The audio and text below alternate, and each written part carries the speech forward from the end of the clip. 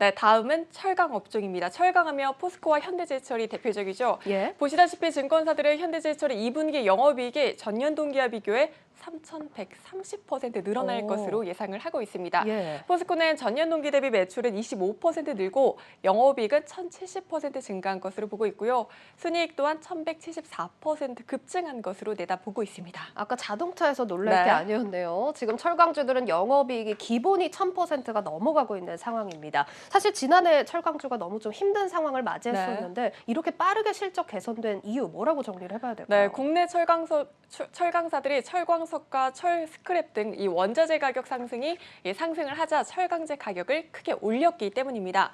국내 1위 철강사 포스코의 이 열혈강판 한 톤당 유통 가격은 130만 원 수준입니다. 예. 올해 초 한 88만 원이었던 것과 비교를 하면 거의 2배 가까이 뛴 거죠. 예. 현대제철도 올해 올 초 89만 원 하던 열연강판을 지난달 기준 130만 원으로 인상을 했습니다. 이렇듯 원자재 가격 상승보다 제품 가격을 더 크게 올리면서 수익성이 개선됐기 때문입니다. 예, 뭐 그렇지만 이 대목에서 조금 우려가 되는 부분을 찾자면 가격을 올리는 게 사실 계속 할 수 있는 건 아니기 때문에 만약에 가격이 떨어지면 다음 분기에서 좀 타격이 있지 않을까 싶기도 한데요. 네, 그렇습니다만 계속해서 공급이 수요를 따라가지 못하고 있는 이 가격 상승에 힘이 실리고 있습니다. 철강은 완성차와 또 조선, 건설 등 산업 전반에 쓰입니다. 예. 최근 경기 회복에 따라 철강 수요는 큰 한편 중국의 규제로 공급은 제한적인 상황입니다.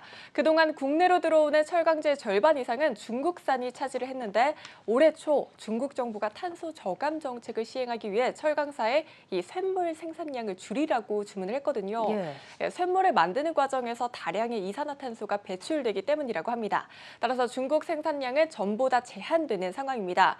3분기 실적 전망에 대해서는 업계에서도 시각이 조금 나뉘는데 예. 다수를 차지하는 의견은 3분기에도 실적 호조가 이어질 것이라고 전망을 하고 있습니다. 예, 뭐 그러면 지금 글로벌 경기 회복으로 수요는 많아지는데 원래 주요 공급처이던 중국에서 공급량을 줄이다 보니까 우리 기업들이 수혜를 받고 있다. 이런 이유로 좀 정리를 해볼 수가 있을 것 같은데 3분기에도 호실적이 이어진다. 같은 이유로 좀 봐도 될까요? 네, 하반기에도 여전히 공급이 수요를 따라가지 못할 것으로 업계는 전망을 하고 있습니다. 예. 중국 정부가 자국 내 철강제 가격을 떨어뜨리기 위해 이 수출 물량에 주던 인센티브를 폐지를 했습니다.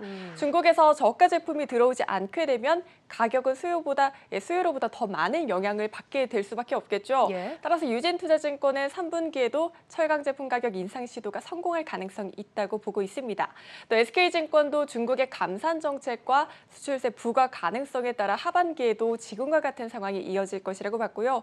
또 하이투자증권은 철강 수급은 여전히 양호한 상황인 만큼 지금 부정적으로 바라볼 이유가 없다라고 밝혔습니다. 한편 메리츠증권 등은 원재료 가격이 제품 가격 상승폭보다 가팔라지면서 2분기 수익 마진이 정점을 찍고 이후에는 완만한 하락을 예상한다는 입장입니다. 예, 뭐 3분기까지 이렇게 호실적이 이어질 거다라는 분석들이 나오고 있는데 뭐 증권사에서 제시하는 좀 수치로 확인해 볼 수 있는 자료들이 있을까요?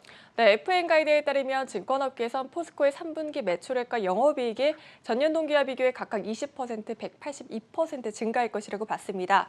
현대제철의 경우 매출액과 영업이익이 각각 24%, 1,138% 증가할 것이라고 내다봤습니다. 예. 증권업계에서 평균적으로 포스코와 현대제철의 목표 주가를 각각 46만 4천 원, 7만 5천 원 정도로 제시한다는 것도 참고하시면 좋을 것 같습니다. 예, 이렇게 2분기 또 호실적 기대를 받는 업종들 추가로 살펴봤는데 먼저 내일 삼성과 LG전자의 잠정 실적 발표를 시작으로 기업들이 우리 증시에 더 힘을 불어 넣어주길 바라보겠습니다. 증권부 박혜린 기자와 함께했습니다. 잘 들었습니다. 고맙습니다.